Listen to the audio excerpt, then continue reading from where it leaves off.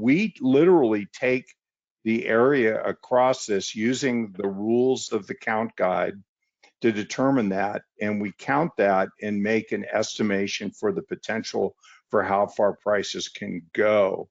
You can see the beautiful uptrend that in the point and figure work, and you could see that it was accelerating back there in June towards the objectives, into the objective zone between 19.6 and 20,008.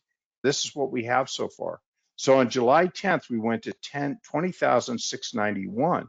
We got within one box of the maximum count objective of that base structure. And so now, at least for the time being, we have to ask the question, have we used up the fuel in the tank? Look at these two really important downward columns of O's that we got. And those downward columns broke the stride of the advance that was defining the bull market uptrend.